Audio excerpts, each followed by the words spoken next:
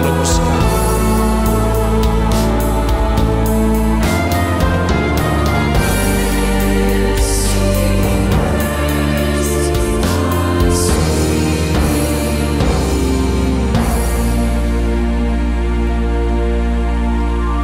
Warisi segera pleroma Anda.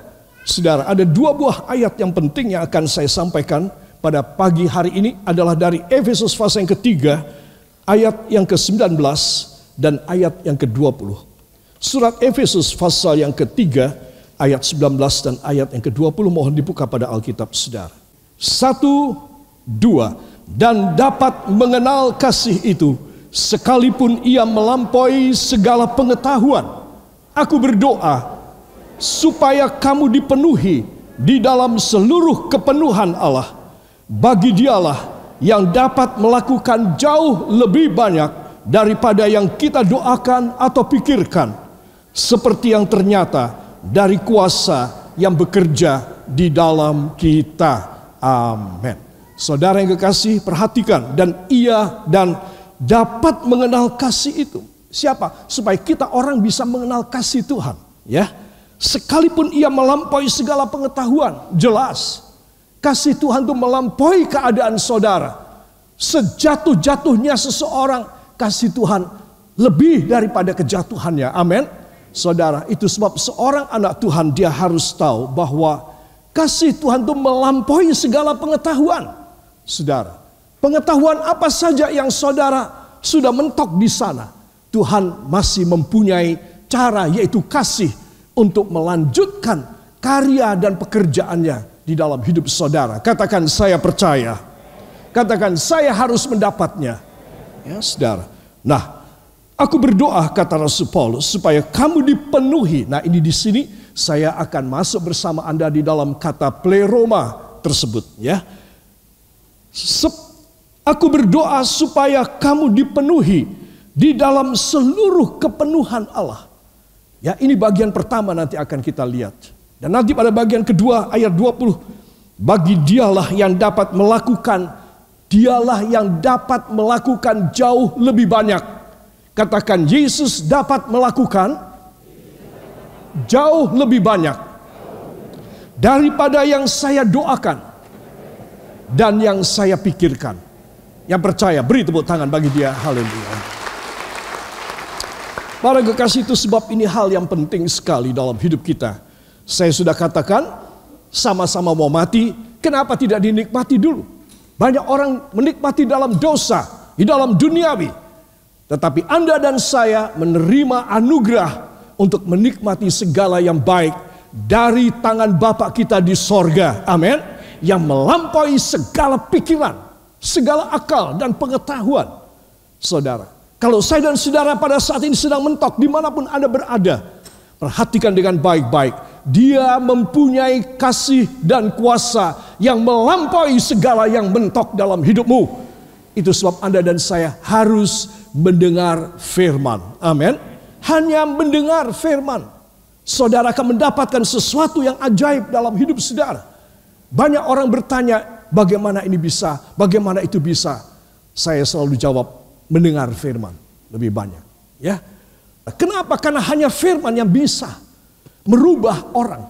Hanya firman yang bisa melakukan perjanjian-perjanjian besar dalam hidup kita semuanya.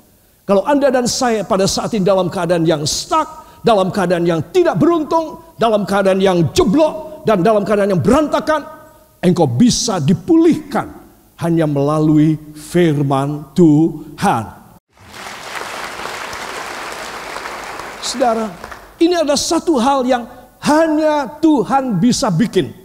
Seringkali banyak anak-anak Tuhan mengharapkan orang tuanya yang menangani, temannya yang menangani, ataupun bosnya yang menangani, ataukah seseorang, dan mereka mulai melenceng kepada perdukunan, persuhuan, dan segala macam bentuk-bentuk kuasa kegelapan. Karena mereka ingin mendapatkan jalan keluar. Saudara, hanya Yesus yang bisa memberikan semua yang Anda dan saya butuhkan dalam hidup ini, termasuk ketika kita tidak ada jalan lagi. Amin. Itu sebab inilah saatnya. It is the very moment in your life to make a very good decision that just only Jesus Christ that have already sacrificed himself for you to do some miracles and wonderful and amazing things and solutions in your life. Whatever now you have already received and faced in your life, it is a fatal one. No problem. Never mind. God have the solution. That's why you have believe in Him only. Come to Him only. Begitu banyak orang penuh dengan keadaan yang susah ataupun yang menderita dan tetap terus. Anak Tuhan ke gereja terus dia. Ya kasih korban terus. Entoh masih begitu terus. Apa senangnya hidup cuma sebentar dan hidup susah terus? Apa senangnya saya mau tanya. Itu sebab warisi perjanjian Allah melalui firman. Dan salah satu perjanjian yang mau diberikan kepada Anda dan kepada saya pada pagi ini adalah apa? Pleroma. Katakan pleroma. Harus saya raih saat ini juga dalam nama Yesus. Amin. Haleluya. Para kekasih, sudah kita baca 2 ayat tadi, ya saudara, mari saya ingin supaya kita menyadarinya. Ya, sekali lagi ayat 19. 1, 2. Supaya kamu dipenuhi di dalam seluruh kepenuhan Allah atau pleroma. Ya, nah, jadi kepenuhan Allah ini adalah pleroma dalam bahasa Grekanya, dalam bahasa Yunani. Dan Tuhan ingin memberikan kepada kita dalam perjanjian baru ini, ya, kepenuhan Allah. Katakan seluruh kepenuhan Allah. Wah, rasanya kalau saya merenungkan kalimat ini, seluruh kepenuhan Allah, saudara, saya gelagapan. Kayak orang tenggelam dalam air. Ya, saudara. Begitu banyak. Itu air samudera, itu air danau, begitu banyak. Saudara, sampai saya tidak bisa apa-apa. Nah, itulah Tuhan ingin menenggelamkan saya dan Anda di dalam pleromanya. Sehingga saya hanya menyadari hidup saya ini 100% karena kepenuhan Allah. Karena pleroma saja. Saudara. Jadi saudara harus mengerti akan hal ini. Itu sebab di sini kita membaca supaya kamu dipenuhi, berarti kamu belum. Kamu masih minus, kamu masih defisit. Kamu masih minta-minta terus. Kamu masih dalam keadaan pengemis dan sekeng hidupmu. Kamu harus mengalami pleroma. Saudara, apa yang saya baru bilang ini bukan hanya mengenai soal keuangan, harta benda materi, tetapi juga seluruh kehidupan kita miskin dan melarat. Saudara boleh memiliki harta berapa pun banyaknya, sampai saudara lupa berapa jumlahnya dan saudara berkata stop, tidak usah dihitung. Itu begitu banyak. Seperti Raja Salomo. Dia menstop supaya semua orang tidak usah menghitung. Terlalu banyak. Saudara. Saudara boleh menjadi seperti Salomo. Tetapi kalau saudara tidak tinggal di dalam Tuhan, saudara-saudara tidak mengalami sedikit pun pleroma dalam hidup saudara. Ya, saya mengatakan ini bukan karena ini tugas saya, tetapi karena ini pengalaman saya pribadi. Ya, saudara, seorang yang sudah tua pengalamannya banyak. Itu sebab saudara harus tahu bahwa hanya orang yang menerima segala kepenuhan Allah bisa hidup di dalam kemuliaan ketika dia masih hidup di dunia. Amin. Selain itu tidak bisa. Coba tengok apa arti kata pleroma. Ada 2 hal. 1, kalau itu sebuah kapal, nanti kita lihat gambarnya. Kalau itu sebuah kapal, maka ini kapal dia diisi bukan dengan penumpang saja, tetapi dia adalah kapal yang kargo yang memuat emas, intan berlian, perak, kain-kain sutra yang mahal, guci-guci keramik yang mahal, uang-uang dinar emas yang banyak dan berpeti-peti. Nah, itu dinamakan kapal tersebut pada manifestnya, kepala pelabuhan akan mengeluarkan manifestnya, ya, surat pernyataan bahwa apa isinya ini. Ya, saudara kirim paket juga ditanya. Saudara, maka akan dicantumkan di sana pleroma. Sudah, itu saja sudah memberitahu bahwa ini kapal harganya mahal sekali. Maka perlu dijaga oleh tentara yang bersenjata lengkap yang ada di dalam ini kapal. terhadap para perompak, saudara. Jadi kalau kapal cuma isinya penumpang dan kemudian harta benda yang tidak seberapa, tidak dicap pleroma. Itu satu, arti pleroma adalah kapal dengan muatan yang mahal sekali. Ya, dua, kalau itu sebuah kota, maka kota ini adalah kota yang modern pada waktu itu. Kota yang cukup modern dan kotanya orang-orang para elitis politik maupun orang-orang ningrat ataupun orang-orang yang kaya raya. Saudara, pemerintah-pemerintah dimanapun membuat satu kawasan yang khusus supaya orang-orang merasa yang mampu, yang merasa hebat, kaum jet set merasa ada lingkungan sendiri. Nah, itu dinamakan kota pleroma. Saudara, tidak bercampur dengan orang miskin semacam saya. Saudara, tidak boleh orang miskin hanya boleh kerja di sana, tidak boleh mempunyai rumah di sana. Itu kota pleroma, walau kecil tetapi isinya harta, kekayaan dan orang-orang yang berpangkat dan orang-orang yang kaya. Dinamakan kota pleroma. Jadi kalau kapal seperti itu, kalau kota seperti itu. Bayangkan, saudara, Alkitab memakai kosakata pleroma. Saudara, ini tidak main-main. Ya, supaya kamu dipenuhi di dalam seluruh kepenuhan Allah. Apa saja, termasuk juga keuangan saya, termasuk kesehatan, termasuk kebahagiaan, termasuk kejayaan dan keberhasilan Anda. Semua yang mempunyai nuansa kepenuhan Allah. Menang atas dosa, menang atas iblis, menang atas cobaan. Itulah pleroma. Itu sebab Anda dan saya ditawari oleh Tuhan. Maukah kalian aku beri hidup yang aku penuhi dengan pleroma? Mau apa tidak? Mau apa tidak? Mau. Ya, saudara. Jadi ini volume yang full dan melimpah. Yang mahal dan yang penuh dengan harta yang istimewa. Ayat yang ke-20. Saudara. Pada ayat yang ke-20 tadi kita sudah baca. Bagi dialah yang dapat melakukan jauh lebih banyak dari yang kita doakan atau pikirkan. Seperti yang ternyata dari kuasa yang bekerja di dalam kita. Coba lihat ayat 20. Inilah dogmatika. Dogmatika itu adalah sumber pengajaran. Pokok pengajaran itu namanya dogma, saudara. Nah, jadi inilah dogma dari Tuhan Yesus. Bahwa kalau dia bekerja memang pleroma. Kalau dia menjawab doa kita, ayat 20, maka dia menjawab beda dengan apa yang kita minta. Ini ayat 20 harus dipahami. Bukan berarti apa yang kita minta harus Tuhan kasih. Tetapi apa yang Tuhan minta, apa yang saudara dan saya minta, saudara, Tuhan memberi jauh lebih banyak dari yang kita doakan dan yang kita pikirkan. Bayangin, ini pleroma, saudara. Jadi seorang kalau dia meminta kepada Tuhan, dia jangan ngotot terlalu. Jangan dia berkata aku beriman kok, saudara. Nah, nanti bisa besar kepala, ya. Nanti Tuhan bisa marah kalau dipaksain. Jadi Tuhan tuh memberikan jauh lebih banyak dari yang kamu doakan dan yang kamu pikirkan. Ini apa? Ini pleroma.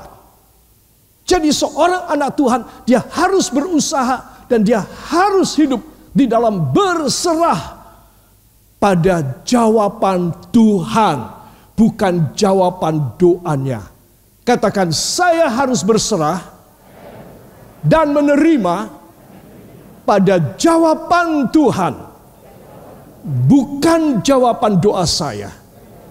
Supaya saya menerima jauh lebih banyak, yaitu pleroma dari yang saya doakan dan saya pikirkan. Amin. Haleluya. Jadi para kekasih, jelaslah kepada kita bahwa pelajaran pleroma ini membuat kita lebih percaya banget bahwa kita tidak sempurna, tetapi bahwa dia sempurna.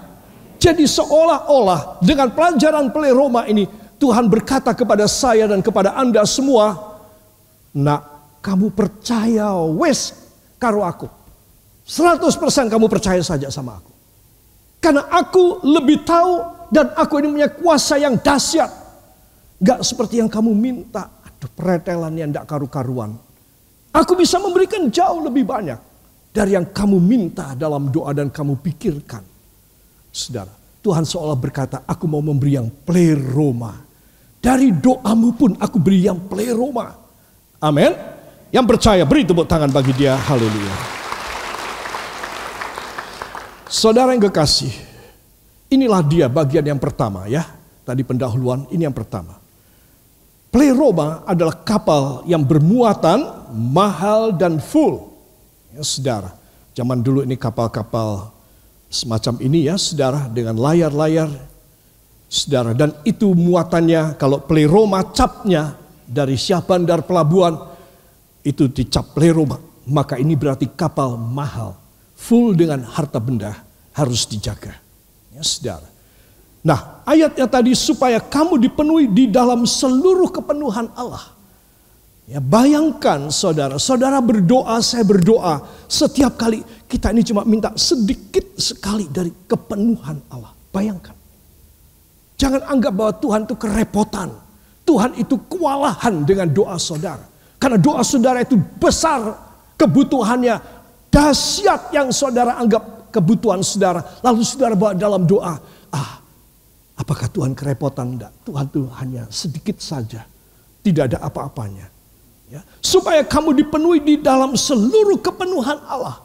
Jadi kalau saya berserah, saudara berserah dalam doa kita, maka kita bakal menerima pleroma dalam hidup kita. Ya. Harus diingat. Ya, jangan sampai lupa. Ini bagian pertama dan kita akan melihat di sini.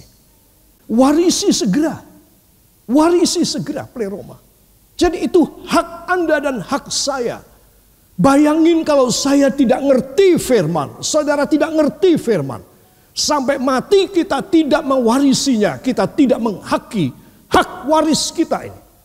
Selama kita hidup di bumi, yaitu pleroma. Bayangin kalau kita tidak mengerti dari pelajaran firman. Saudara, maka kita akan selalu berkata, ya aku pasrah ing pandum. Aku hanya serah saja sama Tuhan. Aku ini cuma nunggu kematianku saja. Ya begini saja enggak apa-apa sampai aku mati. Saudara, bagaimana? Hidup senang dari mana? Hidup cuma sekali dan terus kena nasib jelek. Saudara, itu sebab kata warisi itu berarti apa? Kata mewarisi itu berarti bahwa Anda dan saya punya bapak opo ora. Ya. Dua bapak opo ora. Sehingga ada warisan apa enggak? Saudara. Tidak mungkin kalau saya dan saudara tidak punya orang tua, kita bisa dapat warisan. Apalagi pada zaman dahulu, saudara. Paternalistik itu kuat sekali. Yaitu semua sistem keluarga ayah yang menentukan, paternalistik. Bukan maternalistik. Saudara. Nah, kalau kita bicara soal warisan, punya bapak enggak? Tadi saya sudah menggebu-gebu katakan pada saudara tentang pleroma. Dan saya mendorong saudara untuk, engkau harus miliki pleroma. Tetapi ada satu fakta yang saya dan Anda tidak boleh tidak punya. Katakan, seorang bapak. Bapak saya di sorga. Itu bapak kita semua, bapak daripada bapak Abraham yang dinamakan bapak orang percaya yaitu Abraham. Itu dia punya bapak, ya bapak di sorga. Allah Yehova, bapak yang di sorga. Saudara, kita semua mempunyai. Dan itu harus nomor satu. Bapak yang utama bagi kita adalah bapak di sorga. Amin. Nah, saya perlu menyampaikan bahwa Tuhan menetapkan saudara semua harus mempunyai bapak. Yaitu jemaat itu harus mempunyai gembala. Dan gembala inilah bapaknya dia. Kalau jemaat tidak menganggap ini sebagai bapak dia, maka dia, jemaat ini tidak mempunyai hak untuk dapat warisan. Saudara, itu jelas, nanti kita akan baca ayatnya. Jadi saudara harus tahu, seorang anggota jemaat dimanapun engkau berjemaat, bergereja, hargai dan anggap bahwa gembalamu itu adalah bapak rohanimu. Supaya engkau bisa dapat warisan dari Tuhan. Bukan dari dia, tapi karena dia diutus oleh Tuhan.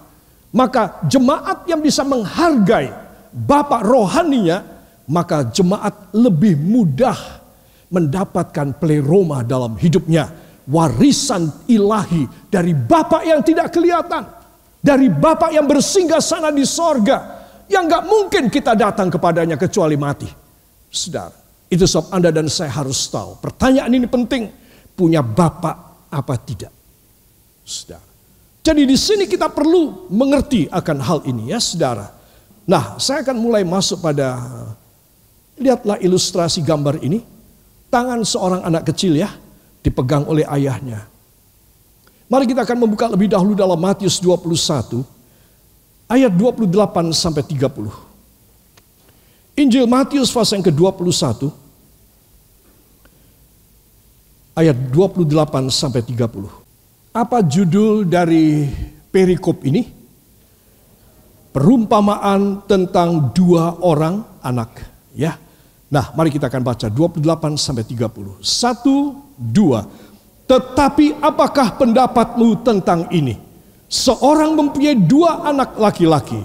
Ia pergi kepada anak yang sulung dan berkata, "Anakku, pergi dan bekerjalah hari ini dalam kebun anggur." Jawab anak itu, "Baik, Bapak," tetapi ia tidak pergi.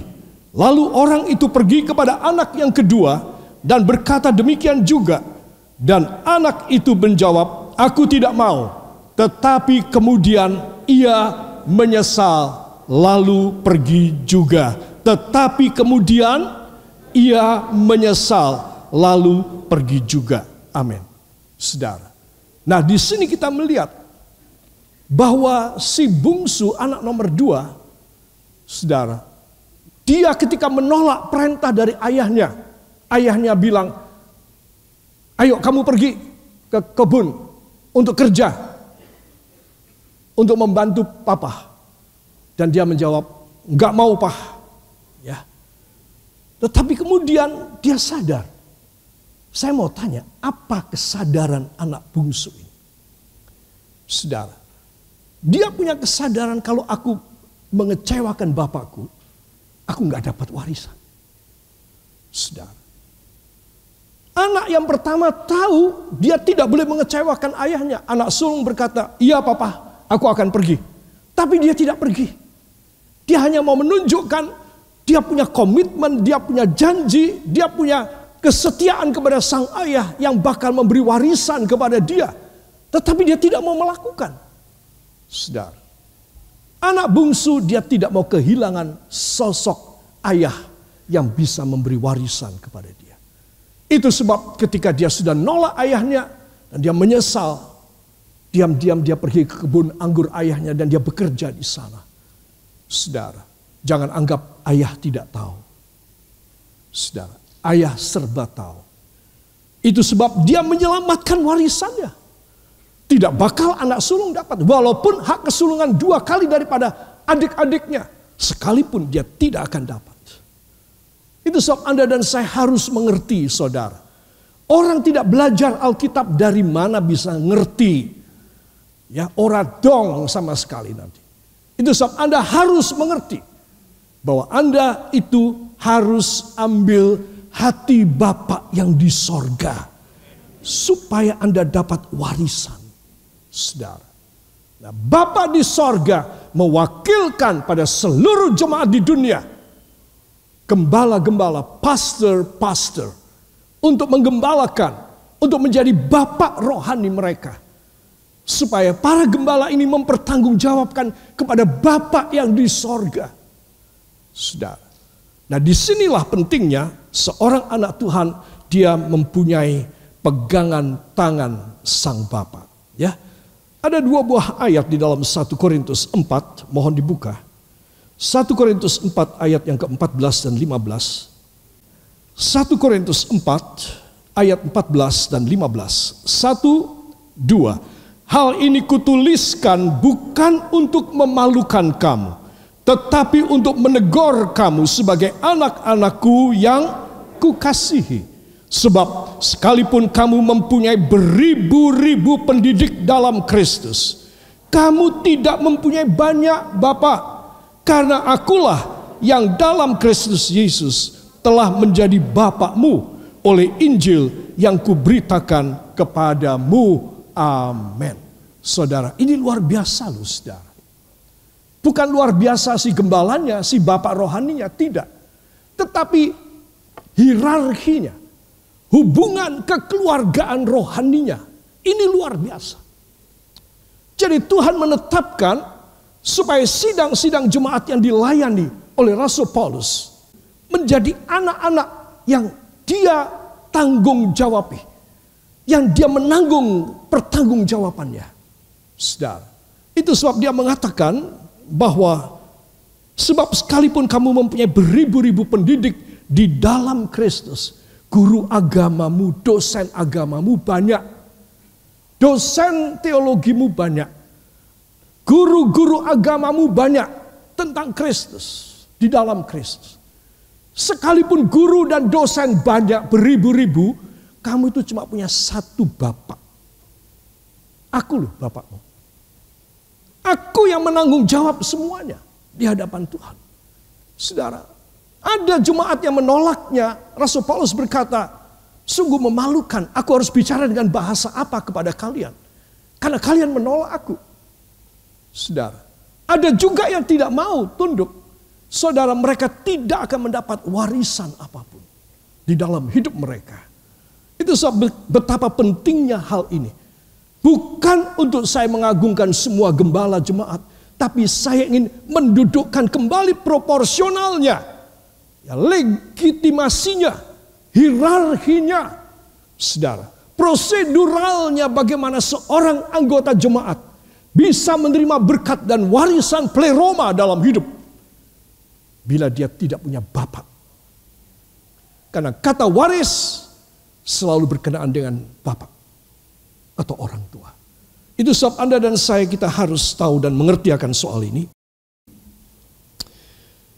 Saya menuliskan, your pastor is also your father in gospel. Saudara, jadi bapak di dalam Injil.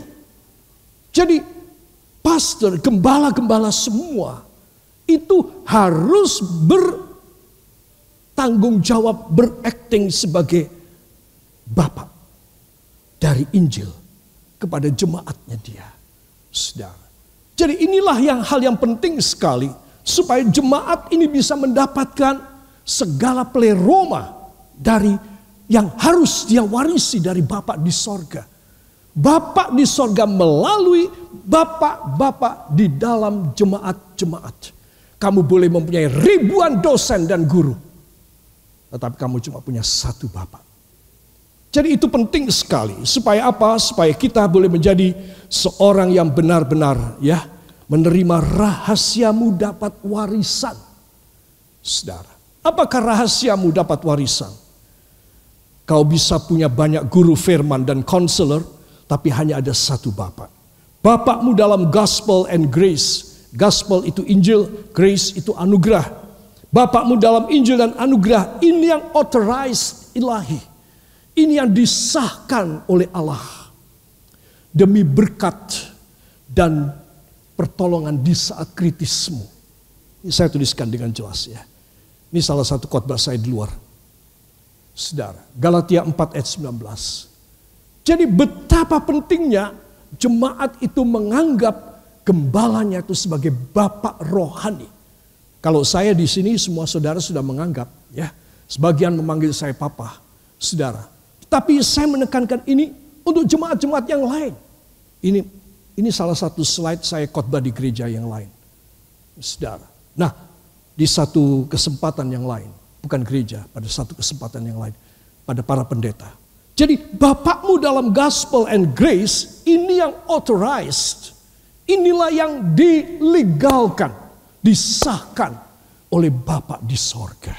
Ya, jadi betapa pentingnya, karena ini demi berkat dari jemaat dan pertolongan di saat kritis di dalam hidup jemaat tersebut. Kalau dia menganggap gembalanya sebagai bapak rohaninya, maka dia akan cepat menerima pleroma dari Bapa di sorga. Amin.